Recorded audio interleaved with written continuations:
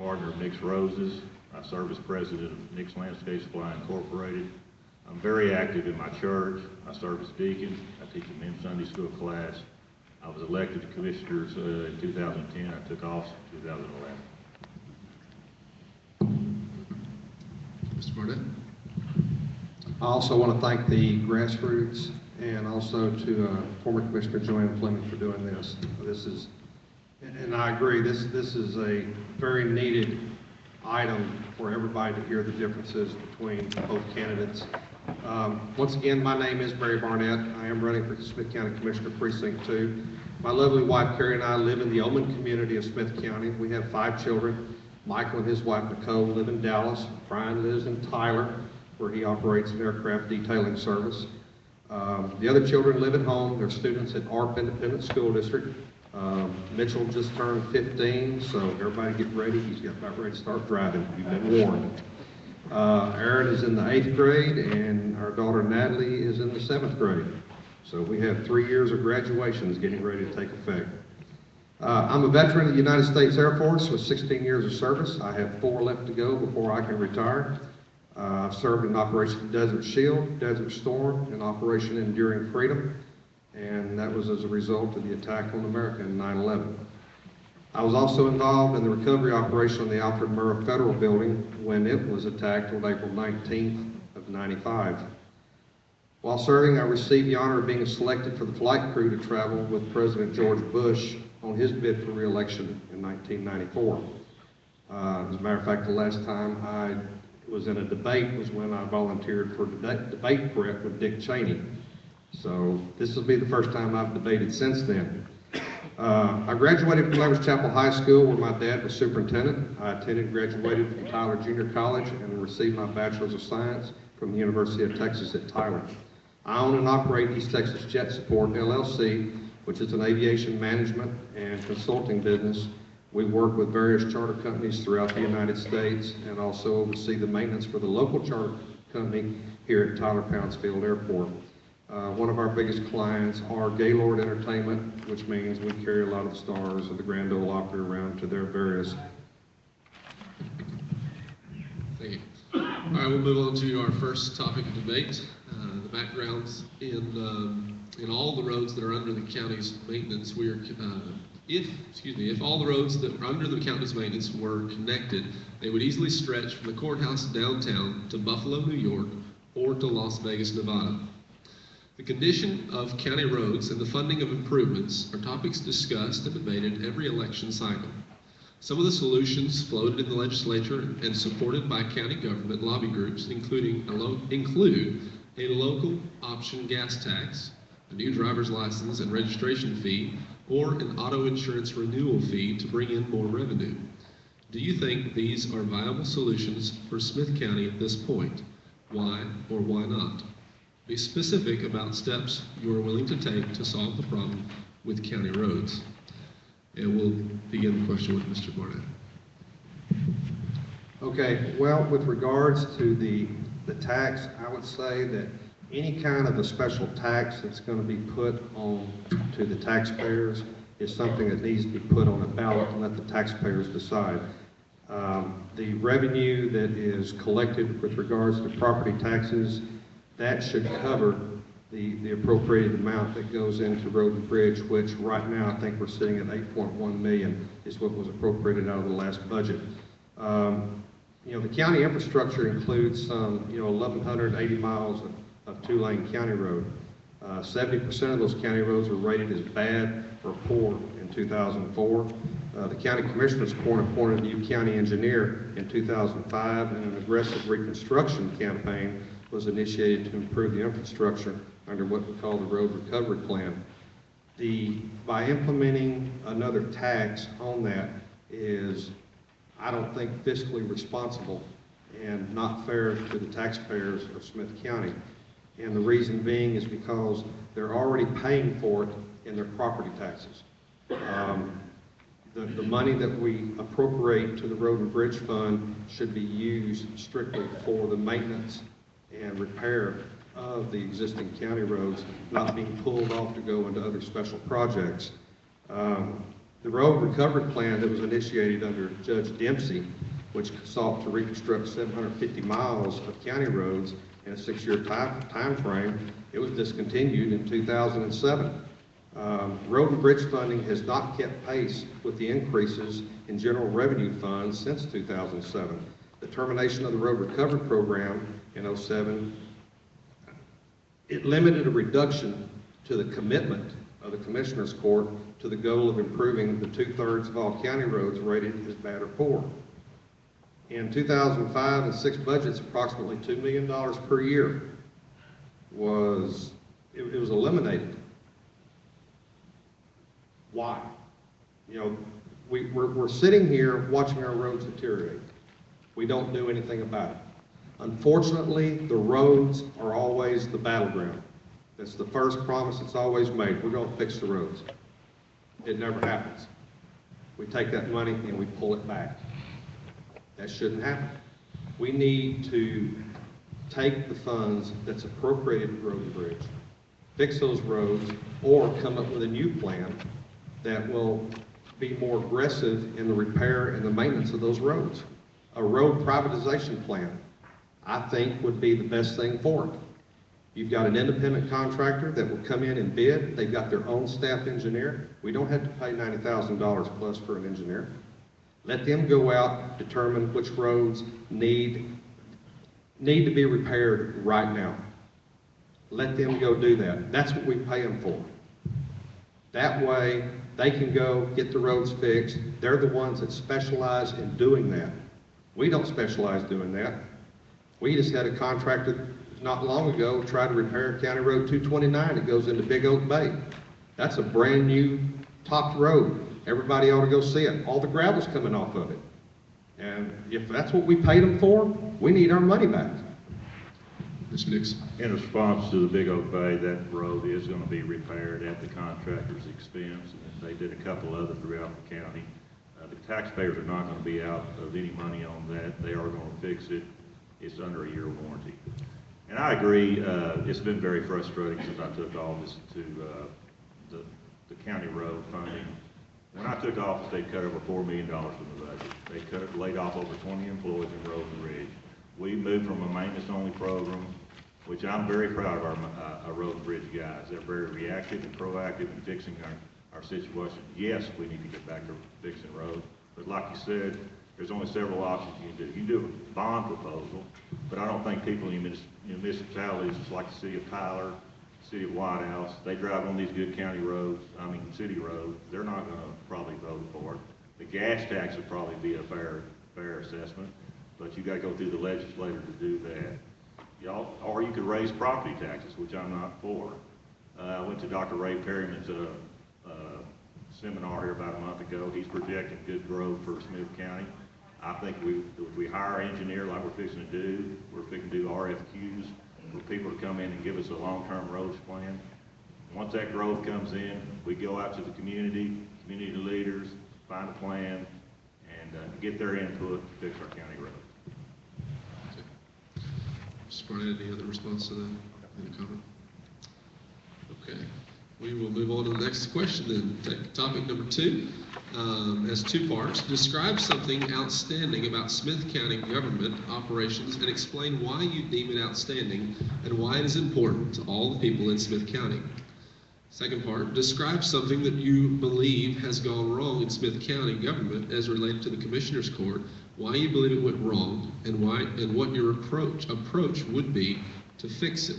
And this time we'll start with Mr. Nix. I'm sorry, what was the first question? The first question, that's all right, you can ask me that. Describe something outstanding about Smith County government operations and explain why you deem it outstanding and why it is important to all the people in Smith County.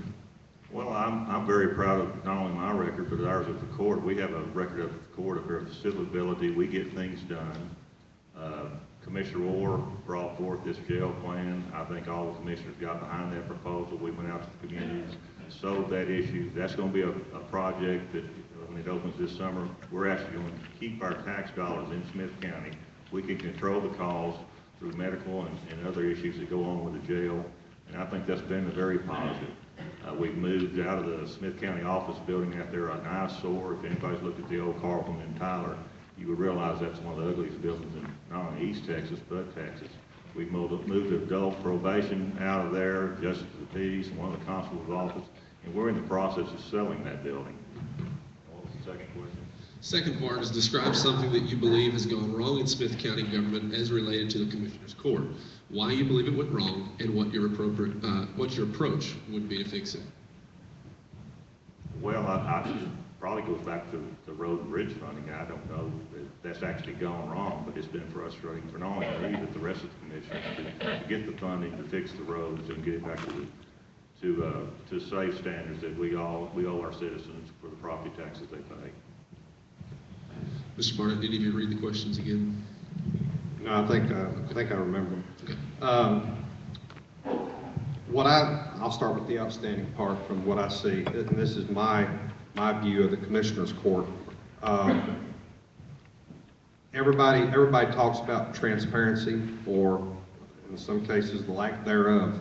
One of the things that I have really found positive with regards to the Commissioner's Court has been the ability to be able to go in, watch the videos.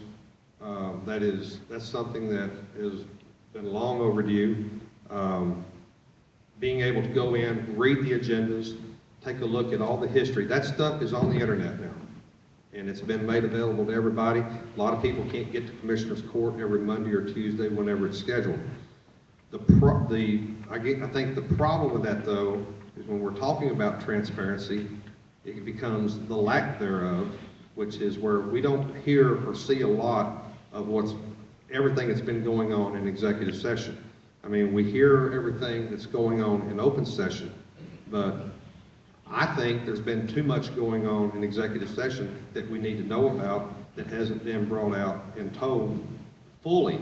I mean, we get nits and bits and pieces from whatever's been, released through a press conference or a statement from the Commissioner's Court. The transparency thing, in my view, everybody needs to know everything that goes on, unless it's a personnel related issue that obviously can't be told to everybody. We live in a society where there's already too many secrets. There's too much untrust. We need to get that trust back, and we need to do that through transparency. Everybody needs to know everything that's going on. What I want to do, if I'm elected, is to turn my website into a proactive website to where people can go on there, look and see exactly what's been done, what we talked about, what was discussed. Mr. Barnett, go ahead. We're going to stay on topic of the two issues of what you think is positive, what you think is negative in this area. Mr. Nix, do you have any response or rebuttal on this topic of two issues that you think one is positive? I've heard this before about the executive session we go into. On our agenda, if you look at it every day, we specify what we're going into closed session about. Any other entity, if you go look at their agendas, they can go into closed session on any item on there without any notice. We've got an attorney up there, and I always ask him, what we're doing here is legal. If he says it's right, I take his advice, and we go from there. We're not hiding anything up there.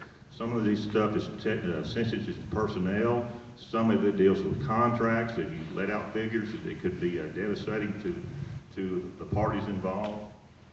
And I'll just leave it at that. How are we doing on time, Ernie? Okay, Mr. Barnett, do you have any response regarding the two questions? No. Okay, we'll move on to topic number 3. And Mr. Barnett, you'll start off with a response on this one. What are the 3 most serious issues facing Smith County, and what would be your approach to addressing these issues? Be as specific as possible regarding your description of how and why these issues are serious and what your solutions are. Let me read that once again. What are the 3 most serious issues facing Smith County, and what would be your approach to addressing these issues? Be as specific as possible regarding your description of how and why these issues are serious and what your solutions are. Mr. Barnett, we'll start with you. Well, the first thing I would say would be the budget. We don't use what we call a zero-balanced budget program. I don't know why we don't. It is something that I would push to install if we did it. I mean, it would create more restructuring of the budget from the standpoint, if something's going to go up, well, something's got to come down. I mean, we've got to take a look at all of the critical services that the county provides and try to come up with a way to balance everything out and without having to raise the budget. We went from a 2013 budget of $73.1 million to a budget for 14 of 74.9, almost $75 million. And we did not use a zero budget program. I mean, that's a huge jump in the budget. That is one of the things that I would do, was be pushed to install that. Second thing, like I said, road and bridge. I mean, we're right back to it again. It's an old battleground, but we have got to do a better job of taking care of the existing county roads first. I'm all for Loop 49 expansion as long as we take care of the current roads first. We shouldn't be going off and jumping in to another area of expansion and totally ignoring what's here and needs our current attention. Being a fireman, I work too many wrecks on our county roads. And every time we go out and we work one, and we see one of our young people that's either hurt or killed because of the condition of that road, it rips me apart. The other thing is we don't have any way of controlling our vehicle costs. We do not have a fleet vehicle managed system. The state of Texas, the Department of Public Safety, they have one, they operate it to a T. And that is the model that really everybody looks at, is the Department of Public Safety. They have a great fleet management system. And that's what we need to have here in Smith County. We have a lot of vehicles. And there is a way out there for the manufacturers control the maintenance, they control our data. I mean, 72,000 miles, I believe, is the cutoff on the vehicles, and then they're recycled. And we don't spend a lot of money on a vehicle that's not worth the kind of money that we're spending on it for maintenance. Okay, Mr. Dix. When he gets back to the budget there, Judge Baker is the budget officer, and he does set the budget. Once he proposes his budget, I've had the liberty to know my command has run several million-dollar companies and overseen them. We go through the budget line by line. We look at the expenditures from the year before, and we try to justify if the increase in that department is justified. You mentioned the county roads that have caused wrecks. Do you have some facts where our county roads have been culprits and caused these accidents? Because I've researched through road and bridge, I've talked to our law enforcement officers.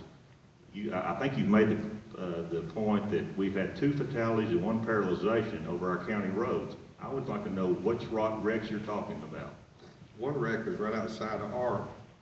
And it was caused by our county road. It was caused when they came around on a wash pan road. And if you go read the DPS report, it's right there. Okay, do you have the DPS report? I do not have it. Okay, well, I'd like to see that. You can go get it. Okay.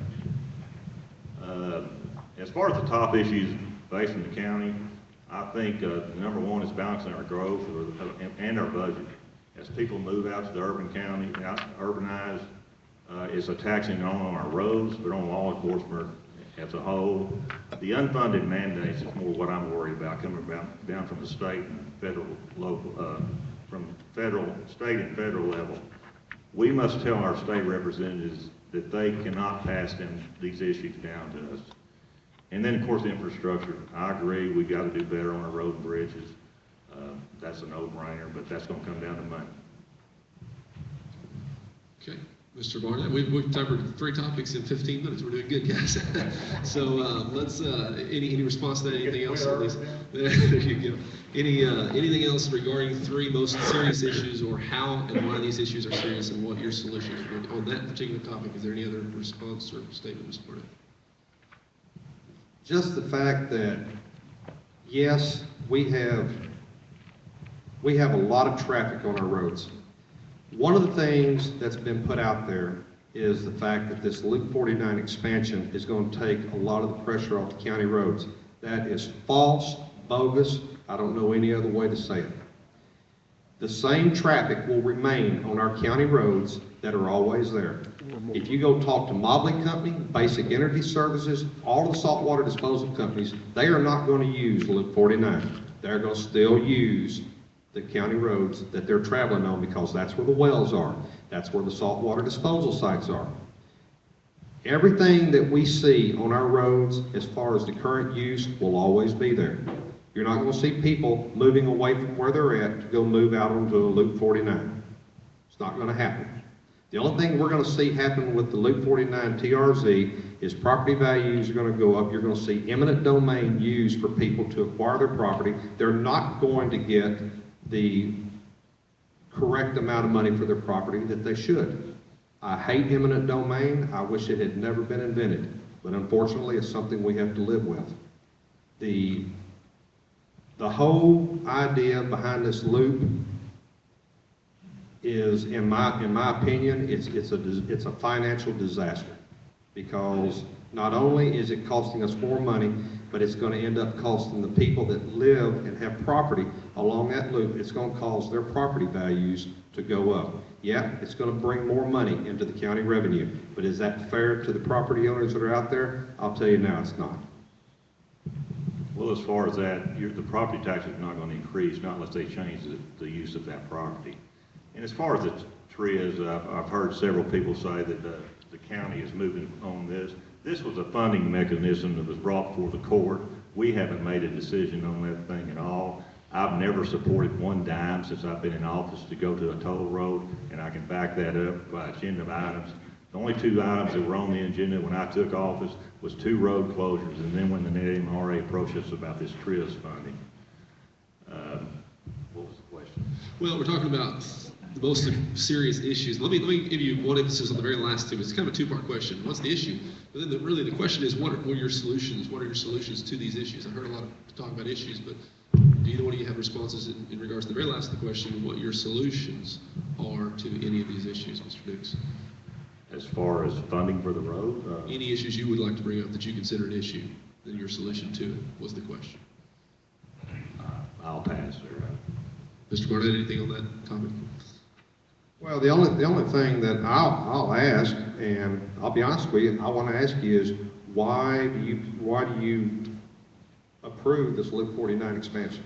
Well, we're on the issue of, and it's really kind of off the topic, we're on the issue of well, it's your on the solutions. roads. It's on the roads. Well, that was an issue you brought up, but your solution to that issue is your side of the topic. Well, Okay. I don't mind Okay. answering the question. I mean, you can say what you want to about Toll 49. There's a multi-million-dollar shopping center down there at Gander Mountain that's fixing to go in. It's going to bring all kind of revenue to the county. It would not have been built if it wasn't for Toll 49.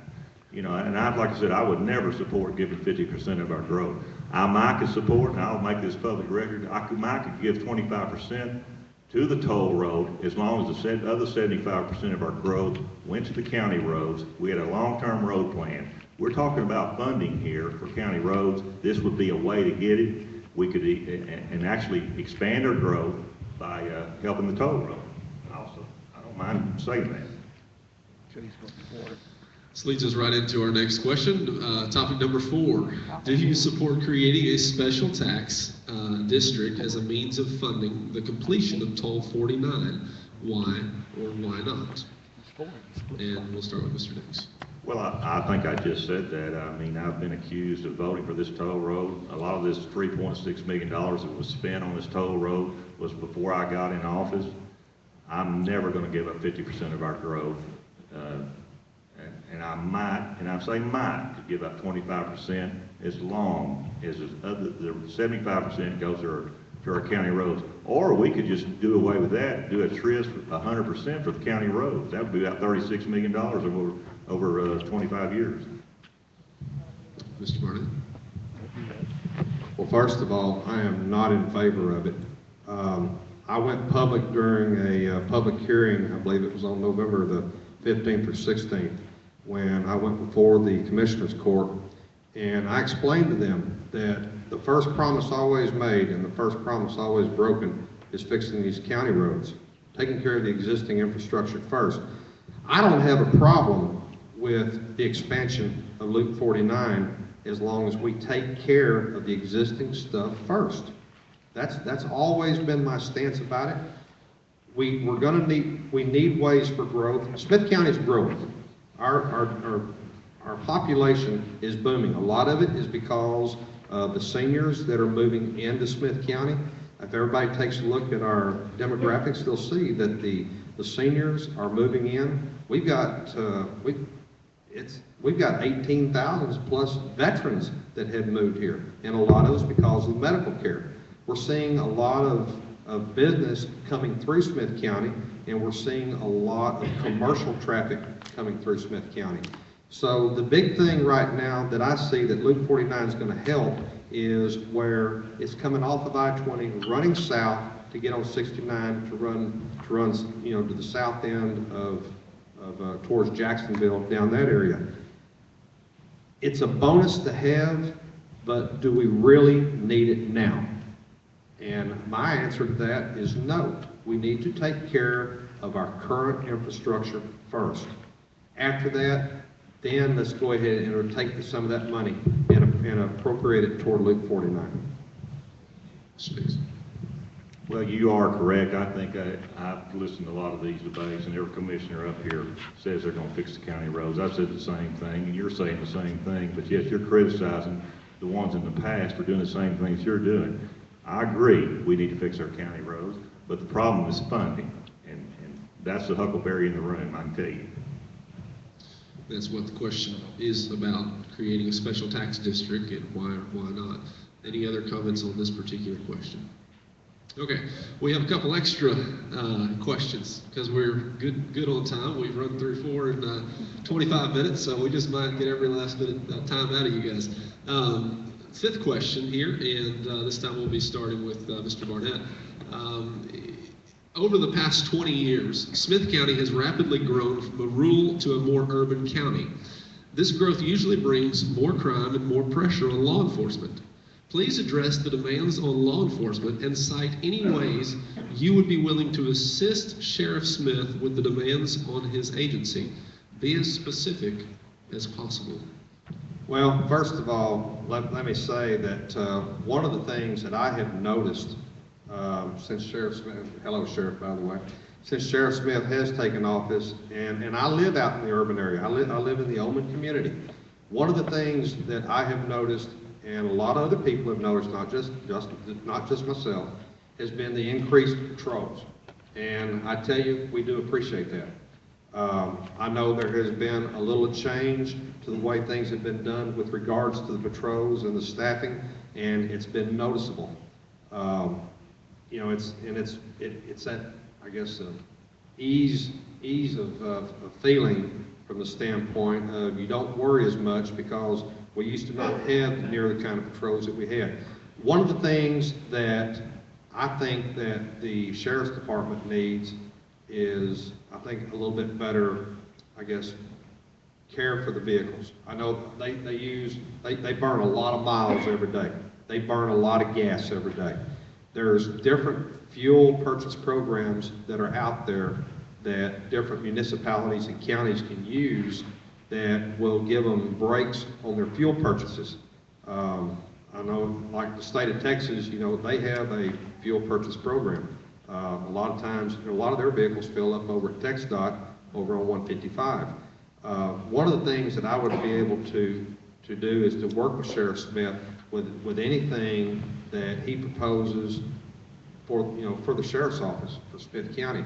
I mean, he's got a budget to work with. I know that there's going to be end up going to be kind of a surplus, so to speak, with the jail and housing of inmates, both in county, out of county. The other thing with regards to law enforcement is the law enforcement that's being provided to the schools. Right now, there's not any. Each school is responsible pretty much for securing their own law enforcement in the schools.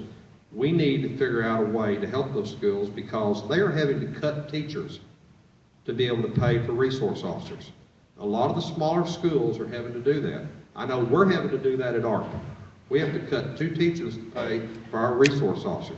This is the society we live in now. We've got kids bringing weapons to school. We've got kids bringing drugs to school. That needs to stop. And we've got to be able to help those schools provide law enforcement to them without having to make the cuts in education. And I would like to be able to sit down and try to work something out with either the sheriff's office or the constable's office and come out with a way where we can help the schools by putting a law enforcement officer there without having to cut a teacher or other educational opportunities for the kids. Mr. Nix. Well, Lindale and Chapel Hill both use our resources from our county that they reimburse the county that we do provide them law enforcement. As far as helping the sheriff, I think we try to get him some better vehicles. I think the sheriff's biggest problem is keeping the employees. We're losing employees, good employees that he really needs to other counties. I think we've got to probably help get that salary up there where we're keeping those quality individuals. And as far as the fuel deal, the Smith County's been buying bulk fuel at a discounted rate since 2000. We co-op with other cities. They buy in cooperative programs with us. We've been buying cheap fuel, the cheapest you can get anywhere for several years. And this happened before I got in court. And also, we did furnish the sheriff with credit cards that his deputies could stay out in the county, fill up there instead of coming back to our two fueling locations here in Tyler. That way they can stay out there in the county and serve the citizens and protect them. Okay. With regards to specific ways that you would assist Sheriff with demands on his agency, do you have any response? Mr. Barnett? I would think that we need to probably take a look and see where his deputies and I guess the jailers are on their salaries, because I'll be honest with you, I don't know. I'm not privy to what the payroll is in the sheriff's office, but I know just talking to a lot of the deputies that have been out in the ARP area, you know, the pay could probably be better. I don't know what a lot of the benefits are. I guess most of it's standard Blue Cross Blue Shield. I don't know. But and not just the sheriff's office, but that's something that probably needs to be looked at countywide, is for all the employees' benefits, and that's going to be the key to any organization. It doesn't make any difference if you're talking about government, private entities. You know, we want to retain the best people that are working for us. It's like me with my pilots. I want to retain the best pilots that I can get. And if you do that, you're going to have to pay them what they're worth. And we've got some great deputies that work in the Smith County Sheriff's Office. And, you know, we need to pay for that quality, otherwise we're going to lose it. Mr. Nix. Oh, I agree. I think I've said that in my deal about the salaries. We've got to do a better job keeping quality people. Okay, well, this brings us to our final question. So this is the fastest debate yet, Joanne, I think. Don't ever invite me back to moderate. Well, see, I anticipated it. That's why we put the extra two questions. Yes, good for you. I'll tell you what. If they can only get through Commissioner's Court as fast as they get through the debates, it would be. All right. I'll tell you what, I'm sure we all are. Last question, and then we'll go into closing comments after this question. You'll each have 3 minutes to close, so don't worry about that this time. But last question, discuss the authority, including jurisdictional restraints of a county commissioner and the statutory responsibilities of a county commissioner. So let me read that question once again. Discuss the authority, including the jurisdictional restraints of county commissioner and the statutory responsibilities of a county commissioner. And Mr. Nix, we'll start with you. Well, the duties of a county commissioner is, they're listed on our website. We set the property tax rates, we approve budgets and employment level, we call and certify elections, we set employee benefits and salaries, we acquire property for right-of-ways, oversee county roads and facilities, we adopt the budget, we fill vacancies in elected positions, and authorize contracts on behalf of the county. Okay. And the restraints of a county commissioner? I live within the restraints of that. Okay. Mr. Barnett, do you need me to read that question again? No, I mean, it's pretty much it's the standard responsibilities of the county commissioner, just like Commissioner Nix said. With regards to the restraints, the Commissioner's Court they do have some restraints with regards to what their boundaries are. one of the things that I have to disagree with, and it's not so much a disagreement with the responsibilities, but one of the things I would say, though, that a commissioner is kind of the liaison between the people and the state government. I mean, we have to work hand in hand with our state senators and our state representatives. You know, if there's things that we need for the county, we go to them. I mean, we work with them. It's just like, I work in TESPAC, which is Texas Emergency Services Public Action Committee. We're down there every legislative session. Just because I'm down there working on behalf of the fire service, I'm also working down there trying to get better funding for education. Just because these responsibilities are there, that shouldn't be where we stop. You know, we need to step out. We need to be able to go and talk to companies wanting to relocate. Try to get them in here in Smith County. There's already been several that's come in.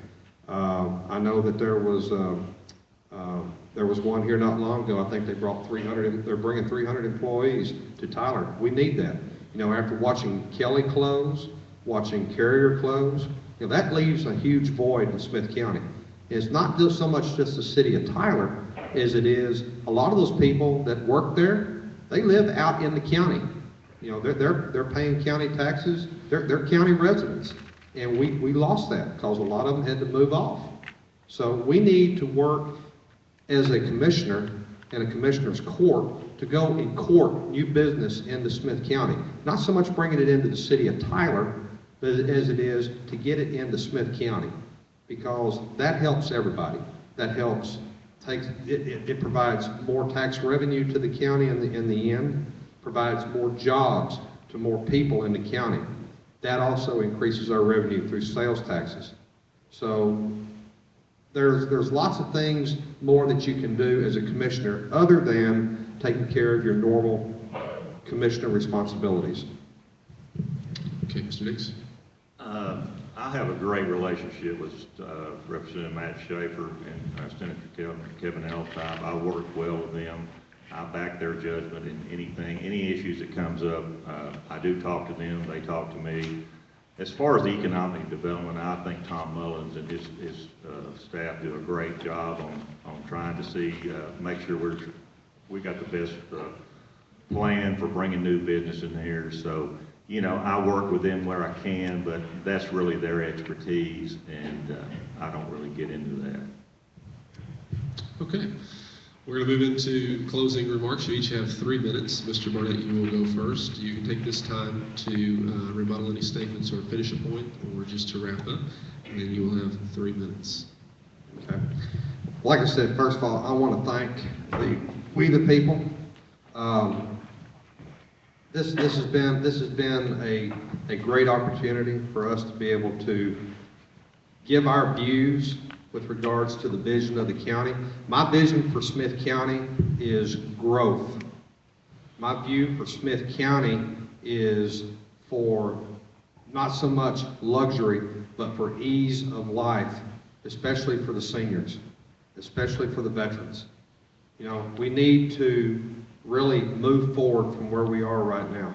You know, this county, there's 254 counties in the state of Texas, and we ought to be the top county. You know, just because we're not Harris County, just because we're not Travis or Dallas County, that doesn't mean anything. Everybody can take all that size they want to. But when you look right down to what we have here in Smith County, you know, the outstanding educational opportunities. I mean, Texas College, Tyler Junior College, University of Texas at Tyler. I mean, it doesn't get any better than that anywhere. I don't care where you're at. We don't have a Southern Methodist University or a Texas Christian or a University of Texas at Austin here, but I promise you, the university that we have here, University of Texas at Tyler, is one of the top ones in the nation. And not just because I'm an alumni there, but when you go pull the records. And those people that are graduating from there are making an impact right here in Smith County. And that's something else that we need to do, I think, as a County Commissioners Court, is help promote our educational facilities here in Smith County. You've heard my stance with regards to Road and Bridge. You've heard my stance with regards to the Loop 49 TRZ. The roads will always be, like I said, the battleground. And it's just like Commissioner Nick said, everybody promises it. Well, the difference is, I'm going to do my best to do something about it. Yes, you have to work with the other commissioners, and it's not just taking care of your own precinct. Even though we're running for precinct 2, what we do after we're elected affects the entire county. You know, having a working relationship with the other commissioners and the commission and the county judge is essential to getting something done for everybody, and that's what we want to do. The other things are, this transparency, we need to be more transparent. I want to be my life's an open book, and that's the way I want my office to be, is an open book. Anybody ought to come in, see anything. If I had something to do with something, I'm going to say I did. I'm not going to sit there and run from it and then turn around and have somebody else say, well, yeah, he did. That's not me. The big thing that I want to do is do what the Constitution of the United States tells us to do. You know, we follow the law. And it's not saying that nobody's not following the law, but that's what I'm about. The preamble to the Constitution says we the people. And that's what we do. We serve the people. And that's what I want to do as your next commissioner for Smith County. Thank you. Thank you, sir. Mr. Nix, you will have 3 minutes, closing comments. First of all, I'd like to thank the grassroots for like I said, doing this debate. Thank Mr. Barnett for coming up here. We can share our ideals or disagreement. But this election boils down to a few things. Who do you trust? And if you're not happy with the way things are going in Smith County and in Precinct 2, then I'm not your guy. It also boils down to credibility. I want to read a statement Mr. Barnett put up on his Facebook page. He actually took it down, but I just find this very, very disturbing. Cary Nix has turned his back on the children of Smith County. He has turned his back on the school leaders and to education. By not taking the initiative to do something about the local problems we are facing in our schools, he is making it that much harder on the children trying to get a better education. A vote for me is a vote for better and safer education. I admire our school superintendents and our school boards. I think they can run their business over there. They don't need some county bureaucrat coming over and telling them what to do. I will make this promise to Smith County. I will not sell my credibility nor my integrity to win any election. I'm asking for your vote on March 4th. Thank you. Thanks, sir. Let's give each of the All right, guys, thanks for coming out. Did that debate in 40 minutes.